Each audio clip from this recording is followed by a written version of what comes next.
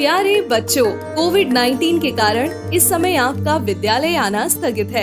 ऐसे में आपकी पढ़ाई निरंतर जारी रहे, इसीलिए हम लेकर आए हैं डिजी साथ कार्यक्रम। इसके माध्यम से आप प्रत्येक दिन सोमवार से शुक्रवार तक पूर्वाह्न 10 से 12 तथा अपराह्न 1 से 2 बजे तक अपनी अपनी कक्षाओं के अनुरूप कार्यक्रम देख सकेंगे।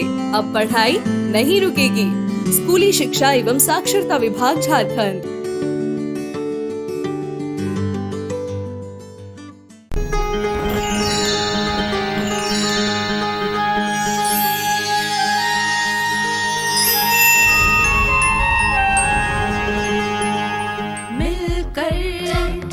नई दुनिया मिलकर बनाए हम नई दुनिया, मिलकर जीत ले हम सारी दुनिया। बीच हमें आज बोने दो, रोज उसे थोड़ा बढ़ने दो।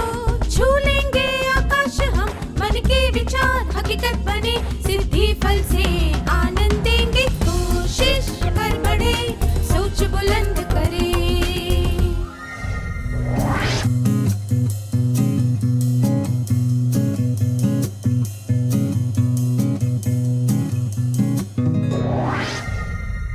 नमस्ते छात्रों, आप सबको देखकर खुशी हुई। क्या हम आज के सत्र की शुरुआत एक खेल से करें? इसका नाम है लाल, पीला और हरा। मुझे 12 विद्यार्थी चाहिए। कृपया स्वेच्छा से सामने आ जाएं। आपको जमीन पर बनी हुई लकीर पर खड़े होना है। सबसे पहले खड़ा व्यक्ति लाल कहेगा, फिर उसके बाद खड़ा व्यक्ति पीला कहेगा और तीसरा व्यक्ति हरा कहेगा। फिर चौथा व्यक्ति लाल बोलकर इस कड़ी को फिर से शुरू करेगा। आप जो रंग कहेंगे उसके अनुसार यह क्रम होगा। 1 लाल, 2 पीला, 3 हरा, 4 लाल, 5 पीला, 6 हरा, 7 लाल, 8 पीला, 9 हरा, 10 लाल, 11 पीला, 12 हरा।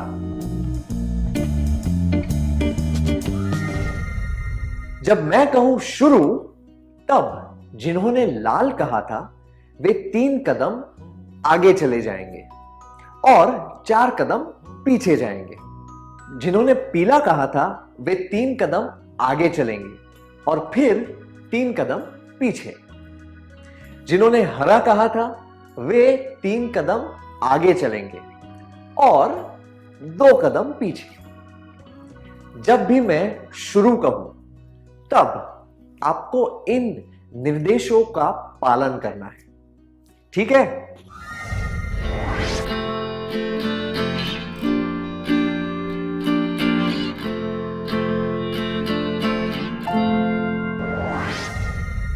क्या आपको खेल पसंद आया? पहले तो आप एक ही लकीर में खड़े थे, पर अंत में आप 3 अलग अलग जगहों पर थे, एक के पीछे एक, है ना? लाल रंग वाले पीछे थे, पीले रंग वाले उसी जगह थे और हरे रंग वाले अपने स्थान से आगे थे। क्या अब हम इस खेल की तुलना अपनी आमदनी और खर्चे से करें? शुरुआत की लकीर हमारी मूल स्थिति दर्शाती है, आगे बढ़ना हमारी आमदनी दर्शाती है और पीछे जाना हमारे खर्चे दर्शाता है। लाल 3 इकाई कमाते हैं पर 4 इकाई खर्च करते हैं, इसीलिए वे पीछे चले गए क्योंकि उनके खर्चे आमदनी से ज्यादा है। पीले 3 इकाई कमाते हैं और 3 खर्चे करते हैं, इसीलिए वे उसी जगह रहते हैं। वे उन लोगों को दर्शाते हैं जो अपनी सारी कमाई खर्च कर देते हैं। हरे 3 इकाई कमाते हैं और केवल 2 इकाई खर्च करते हैं और कमाई का एक भाग बचाते हैं। इसीलिए उन्होंने जहां से शुरू किया था वहां से आगे है। अब आपके लिए एक प्रश्न है। कल्पना कीजिए कि 3 मेंढक एक कांच के गहरे बर्तन में गिर गए हैं और बाहर निकलने की कोशिश कर रहे हैं। एक मेंढक का बर्ताव लाल रंग वाले की तरह है, यानी कि अगर वह 3 कदम आगे आते हैं तो एक 4 कदम पीछे जाता है। दूसरे का बर्ताव पीले रंग वाले जैसा है और तीसरे का बर्ताव हरे रंग वाले की तरह है। इनमें से कौन सा मेंढक जल्दी बाहर निकल जाएगा?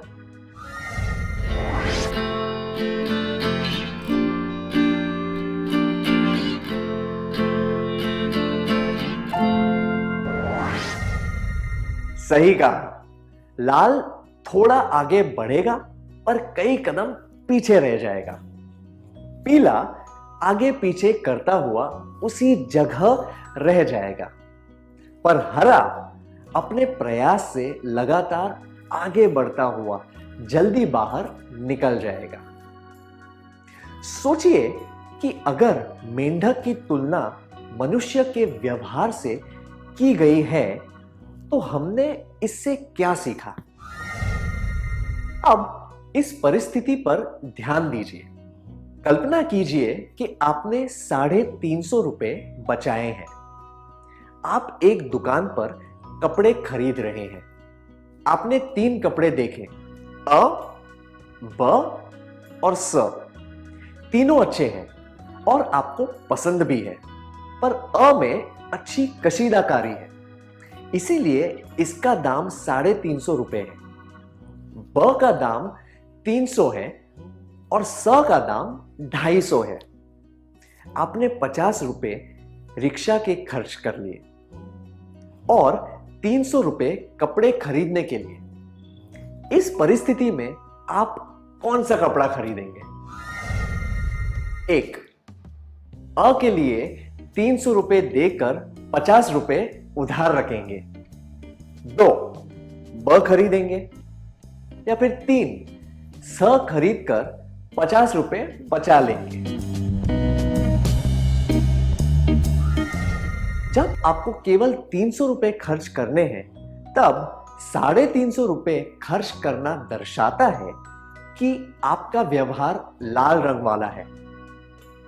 आमदनी से ज्यादा खर्चा करना। ऐसा करने से आप पर कर्जा बढ़ेगा और आपकी आर्थिक स्थिति बिगड़ जाएगी।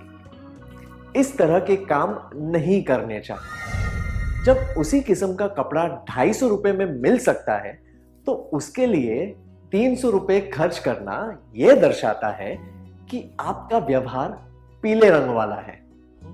सब कुछ खर्च देने से आपकी कोई बचत नहीं होगी। इस वजह से आपकी आर्थिक स्थिति में कोई भी सुधार नहीं होगा। आपातकालीन स्थिति में आपके पास कुछ नहीं बचेगा और आपको कर्ज लेना पड़ सकता है, जबकि उसी किस्म के कपड़े के लिए 250 रुपए खर्च करने में समझदारी है। यह दर्शाता है कि आपका व्यवहार हरे रंग वाला है। आप गुणवत्ता पर ध्यान देते हुए बचत करने के तरीके ढूंढते हैं। ऐसा करने से आपकी आर्थिक स्थिति सुधरेगी और बचत भी बढ़ेगी। धन के प्रबंधन का मतलब है कि सोच समझकर पैसे खर्च करना और पैसे बचाना। हमने यह समझा कि धन के प्रबंधन का अर्थ क्या होता है। आइए अब हम देखते हैं कि अपने रोजमर्रा के जीवन में इसका प्रयोग किस तरह किया जा सकता है। सबसे पहले कामिनी की परिस्थिति देखते हैं। कामिनी एक मध्य वर्गीय परिवार से है। उसके माता पिता उसे धन के प्रबंधन का अनुभव देना चाहते हैं, इसीलिए उन्होंने परिवार के मासिक खर्चों का काम उसे सौंप दिया है। पूरे महीने की आमदनी उसे दे दी ताकि वह खर्चे संभाल सके।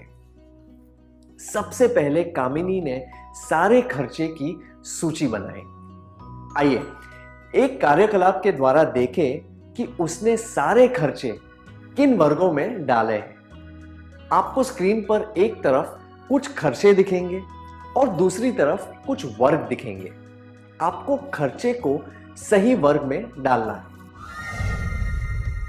खर्चे वर्ग: चावल, कांस्य की मूर्ति, फिल्म देखना, घर का किराया, दवाइयां, बांस का झूला, बीमा की किश्त, किताबें, मनोरंजन, रख रखाव, विलास, खाना, राशन, आराम, पूंजी निवेश, आपातकालीन, शिक्षा।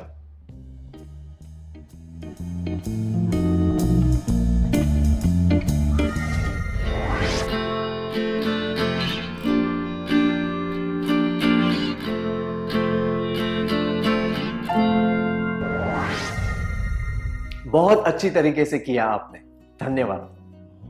क्या हम सही जवाब देख लें?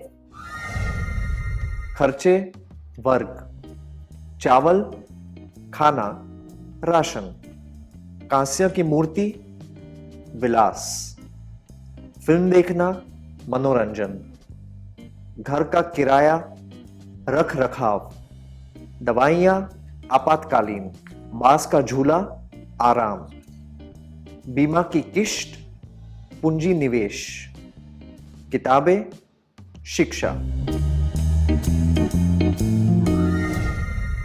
यह घर के खर्चे का एक नमूना है।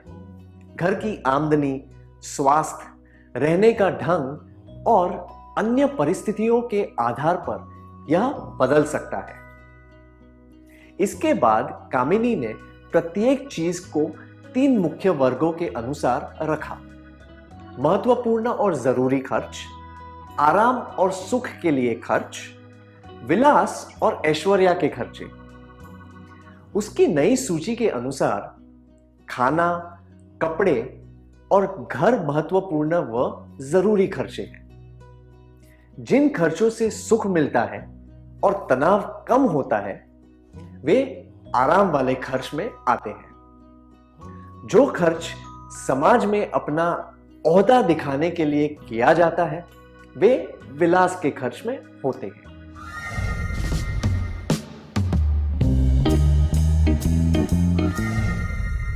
अब आपको स्क्रीन पर कुछ खर्चे दिखाए जाएंगे। आप एक मध्य वर्गीय परिवार से हैं। इस बात को ध्यान में रखते हुए क्या आप इन खर्चों को जरूरत, आराम और विलास के वर्ग में डाल सकते हैं? खर्च, जरूरत, आराम, विलास। चावल, बिजली, फिल्म देखना, घर का किराया, दवाइयां, एक महंगी तस्वीर, झूलती हुई कुर्सी, बीमा की किश्त, 5 सितारा होटल में पार्टी, पिकनिक।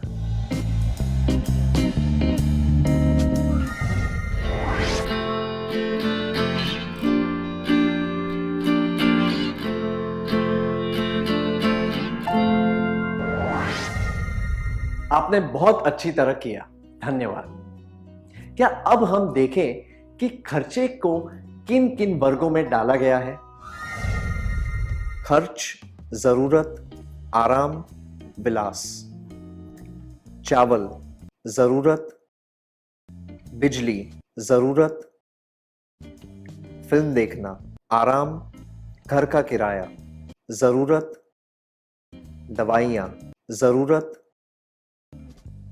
एक महंगी तस्वीर, विलास, झूलती हुई कुर्सी, आराम, बीमा की किश्त, जरूरत, 5 सितारा होटल में पार्टी, विलास, पिकनिक, आराम।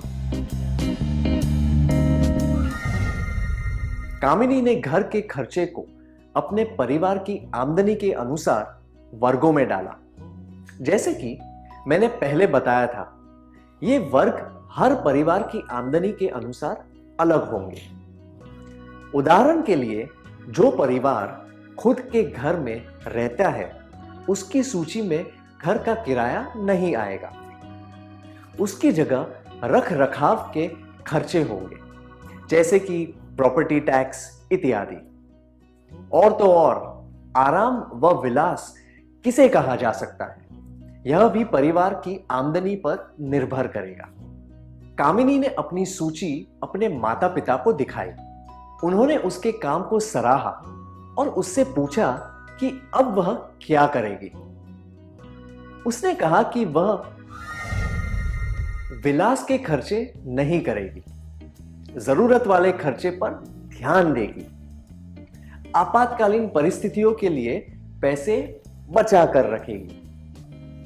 अगर कुछ पैसे बच गए तो वह आराम वाली चीजें पर खर्च करेगी। योजना के अनुसार खर्चा करना क्या होता है? योजना के अनुसार खर्चा करने का अर्थ है कि पैसे क्यों, कब और कैसे खर्च करने हैं, इस बारे में ठीक से सोचकर निर्णय लेना। मैं दोहराता हूं, योजना के अनुसार खर्चे करने का अर्थ है कि पैसे क्यों, कब और कैसे खर्च करने हैं, इस बारे में ठीक से सोचकर निर्णय लेना। क्या अब हम इस सत्र का सार संक्षेप कर लें? अपनी आमदनी से ज्यादा खर्चा करने से आर्थिक स्थिति खराब होती है। अपनी आमदनी के सारे पैसे खर्च करने से हम उन्हीं परिस्थितियों में अटक जाते हैं। अपनी आमदनी को सोच समझकर खर्च करने से हमारी उन्नति होती है। धन के प्रबंधन का मतलब है सोच समझकर पैसे खर्च करना और पैसे बचाना। योजना के अनुसार खर्चे करने का अर्थ है कि पैसे क्यों, कब और कैसे खर्च करने हैं, इस बारे में ठीक से सोचकर निर्णय लेना। अच्छी तरह सार संक्षेप करने के लिए धन्यवाद।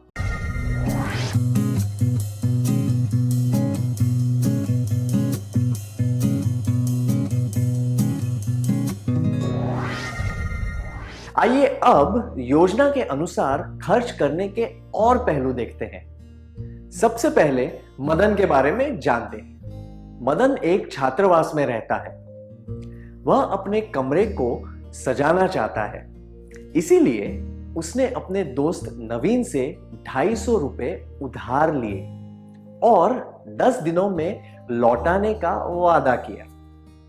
पर वह 10 दिनों में पैसे नहीं लौटा पाया। नवीन मदन से पैसे मांगने गया। अगर आप मदन की जगह होते तो क्या करते? नवीन से मिलना जुलना छोड़ देते, उसे यह वादा करते कि आप 2 दिनों में पैसे लौटा देंगे, नवीन से माफी मांगते। अगर मदन अपने वादे के अनुसार पैसे नहीं लौटाएगा तो उनके रिश्ते में दरार आ जाएगी।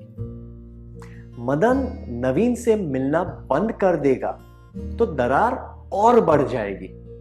झूठे वादे करने से भी रिश्ते और बिगड़ेंगे और नवीन मदन पर भरोसा नहीं कर पाएगा।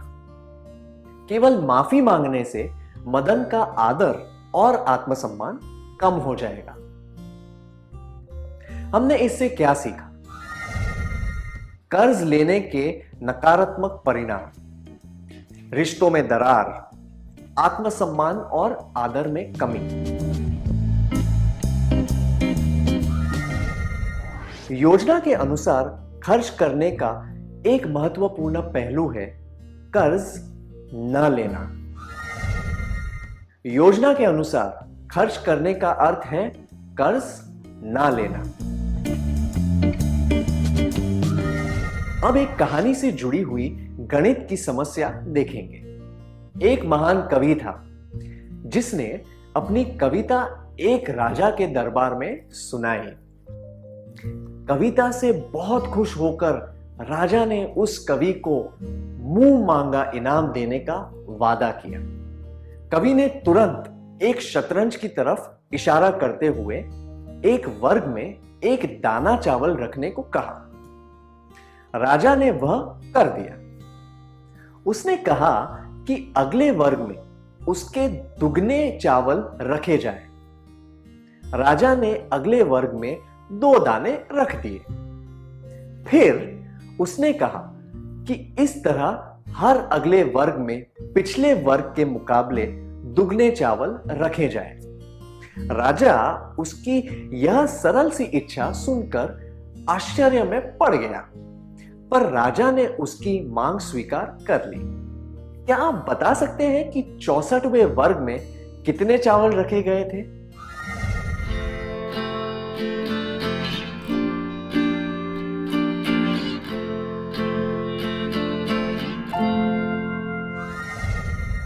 क्या आपने हिसाब लगा लिया? आप नहीं लगा पाए, है ना? क्या हम कंप्यूटर की मदद से इसका हिसाब लगाएं?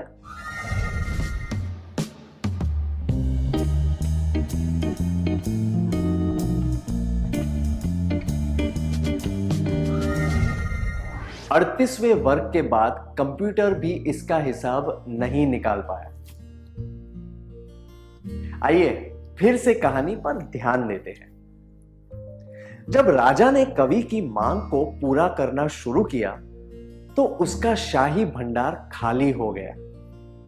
इसके बाद ही राजा समझ पाया कि उसकी इच्छा इतनी सरल नहीं थी जितनी की दिख रही थी। पूरा राज्य मिलकर भी वह इच्छा पूरी नहीं कर सकता था। अब राजा की परिस्थिति ऐसी हो गई थी जैसे कि उन लोगों की होती है जो बहुत अधिक दर पर कर्ज लेते हैं। कुछ अनियोजित क्षेत्र में ब्याज की दर इतनी ज्यादा होती है कि वह मूल राशि से भी अधिक हो जाती है। इसीलिए किसी आराम या विलास की चीज को खरीदने से पहले यह सोच लेना चाहिए कि इसके लिए कर्ज लेना चाहिए या नहीं। योजना के अनुसार खर्च करने का अर्थ है कर्ज ना लेना, अधिक ब्याज की दर वाली कर्ज से बचना।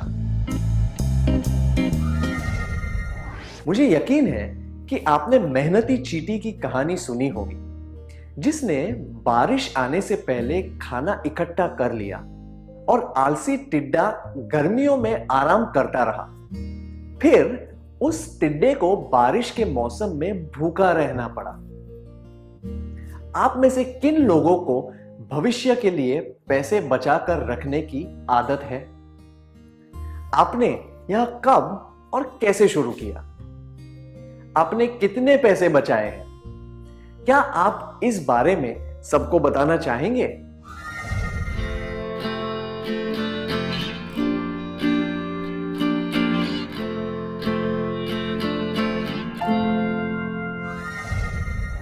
अपने अनुभव बताने के लिए धन्यवाद। जेब खर्च से कुछ पैसे रोज बचाए जा सकते हैं और उन पैसों से आप अपनी पसंद की चीज खरीद सकते हैं। आप बैंक या पोस्ट ऑफिस में एक बचत खाता खोल सकते हैं। उन बचे हुए पैसों का आप उचित समय पर सही इस्तेमाल कर सकते हैं। आवर्ती बचत खाता भी एक विकल्प है। हर महीने आप एक निश्चित राशि जमा कर सकते हैं और एक निश्चित समय के बाद आपको वह राशि ब्याज के साथ वापस मिलती है। इस तरीके से आप भविष्य में आने वाले किसी खर्चे के लिए उन पैसों को काम में ले सकते हैं। उदाहरण के लिए आवर्ती खाते के पैसे से आप उच्च शिक्षा या घर की मरम्मत, रंगाई इत्यादि इसके लिए पैसे बचा सकते हैं। हमेशा ऐसे बैंक में पैसे डालने चाहिए जो जाना पहचाना और विश्वसनीय हो। योजना के अनुसार खर्च करने का अर्थ है कर्ज ना लेना, अधिक ब्याज की दर वाली कर्ज से बचना, बचत की आदत डालना। आइए अब विनीता के बारे में जानते हैं। विनीता की चचेरी बहन की शादी होने वाली है। विनीता उसे एक घड़ी देना चाहती है। वह एक घड़ी की दुकान पर गई जहां से उसने पहले भी 2 दीवार घड़ियां खरीदी थी। घड़ी खरीदने के बाद उसकी नजर एक मेज घड़ी पर गई जिसकी डिजाइन बहुत सुंदर थी और उसकी धुन भी बहुत प्यारी थी। दुकानदार ने विनीता को उस घड़ी की खूबियां बताई। विनीता को बहुत मन हो रहा था कि वह घड़ी खरीद ले। जब आप बाजार में कुछ खरीदने गए हैं तब उसके अलावा और कई सामान खरीदने का लोभ अनुचित होता है। हम बिना सोचे समझे ऐसी खरीदारी कर लेते हैं। इसे कहते हैं आवेगपूर्ण खरीदारी। अगर हम योजना के अनुसार खर्च करने में विश्वास रखते हैं तो हमें इस तरह की खरीदारी नहीं करनी चाहिए। किसी चीज की सजावट या उसके विज्ञापन से आकर्षित होकर कुछ खरीदना आवेगपूर्ण खरीदारी होती है। हम आवेगपूर्ण खरीदारी तब करते हैं जब हम पर दोस्तों का नकारात्मक दबाव होता है और हम उनके सामने दिखावा करना चाहते हैं। हमें इस तरह की खरीदारी नहीं करनी चाहिए क्योंकि यह खर्च योजना के अनुसार नहीं होता और इससे हमारी बचत में कमी हो सकती है।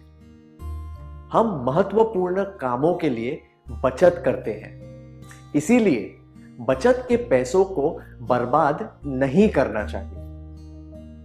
किसी चीज के विज्ञापन से प्रभावित होकर खरीदारी करने से पहले यह सोचना चाहिए कि हमें उस चीज की कितनी जरूरत है और वह वस्तु पैसे खर्च करने लायक है या नहीं।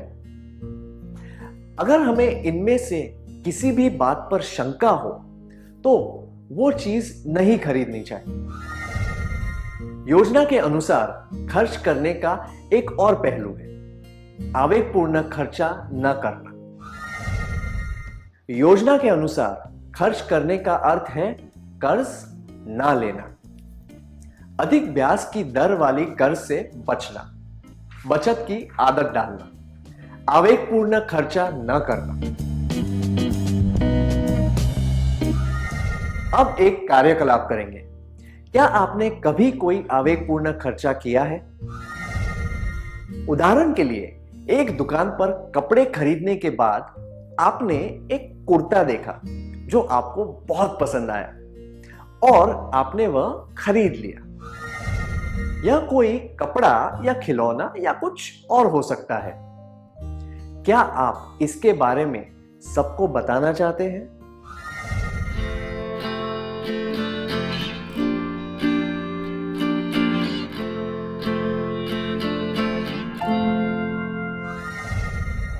अपने अनुभव बताने के लिए धन्यवाद। क्या आपको वह सत्र याद है?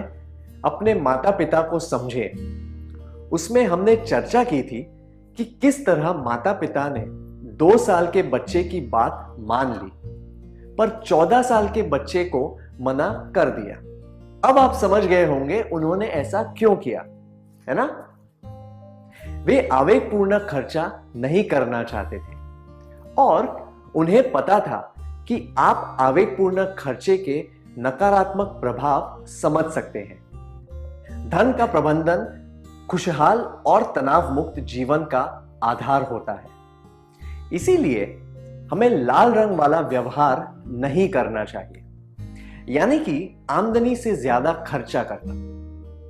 पीले रंग वाला व्यवहार यानी कि पूरी आमदनी खर्च करना, यह भी नहीं करना चाहिए।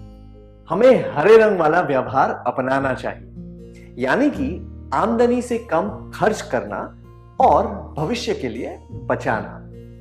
आप सबको शुभकामनाएं। क्या अब हम आज के सत्र का सार संक्षेप कर लें? अपनी आमदनी से ज्यादा खर्चा करने से आर्थिक स्थिति खराब होती है। अपनी आमदनी के सारे पैसे खर्च करने से हम उन्हीं परिस्थितियों में अटक जाते हैं। अपनी आमदनी को सोच समझकर खर्च करने से हमारी उन्नति होती है।